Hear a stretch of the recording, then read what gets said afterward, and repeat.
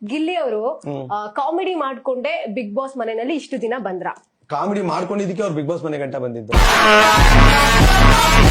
ಅಲ್ಲ, big boss ಮನೆಯಲ್ಲಿ comedy ಸಕ್ಕತ್ತಾಗಿ ಮಾಡ್ತಾರೆ ಅನ್ನೋದಕ್ಕೆ ಅವ್ರು ಬಿಗ್ ಬಾಸ್ ಮನೆ ಗಂಟ ಬಂದಿದ್ದು. ಆದ್ಮೇಲೆ ಬಿಗ್ ಬಾಸ್ ಒಪ್ಕೋತೀನಿ, ಬಿಗ್ ಬಾಸ್ ಮನೆ ಒಳಗಡೆ ಈಗ ಬಿಗ್ ಬಾಸ್ ಅಂತಂದ್ರೆ ಅದೊಂದು ಮೆಂಟಲ್ ಗೇಮ್. ಬರೀ ಕಾಮಿಡಿ ಮಾಡ್ಕೊಂಡೆ ಬಿಗ್ ಬಾಸ್ ಅಲ್ಲಿ ಇರಕ್ ಆಗಲ್ಲ.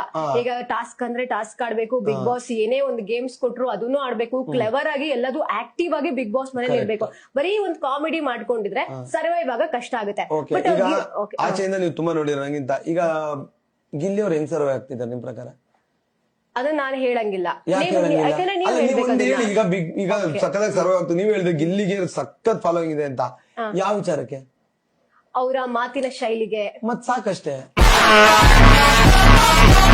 ಸರ್ವೈವ್, ಅಷ್ಟೊಂದು ಸರ್ವೈವ್. ಈಗ ನಿಮ್ಗೆ ಡೈಲಿ 3 ಟೈಮ್ ಊಟ ಇದ್ರೆ ಸೂಪರ್ ಆಗಿ ಸರ್ವೈವ್ ಆಗ್ತಾ ಇದೀರಾ ಅಲ್ವಾ? 8 ಟೈಮ್ ಊಟ ಮಾಡೋದ್ರ ಬಗ್ಗೆ ಯಾಕೆ ಯೋಚನೆ ಮಾಡ್ತೀರಾ? ಕಂಫರ್ಟೇಬಲ್ ಆಗಿ 3 ಟೈಮ್ ಊಟ ಮಾಡಿ. ಗಿಲ್ಲಿ ಮಾಡ್ತಿದ್ದಾರೆ ಟಾಸ್ಕ್. ಇವಾಗ ನೀವ್ ಹೇಳಿದ್ರ 3 ಟೈಮ್ ಊಟ ಸಾಕು ಅಂತ. ಟಾಸ್ಕ್ 4ನೇ ಟೈಮ್ ಊಟ ಬೇಡ ಬಿಡಿ. 4ನೇ ಟೈಮ್ ಊಟ ಮತ್ತೆ ಬಿಗ್ ಬಾಸ್ ಅಲ್ಲಿ ಇವಾಗ ಚೆನ್ನಾಗಿ ಹೋಗ್ತಿದ್ದಿಲ್ಲ ಟಾಸ್ಕ್ ಮಾಡ್ದೇನು? ಅದು ಜನ ನೋಡ್ತಾರಲ್ವಾ? ಚೆನ್ನಾನೇ ನೋಡ್ಬೇಕಾಗಿದೆ. ಇನ್ನೇನು ಮಾರ್ಸಿಂದ ಏಲಿಯನ್ಗಳು ನೋಡ್ತಾರ?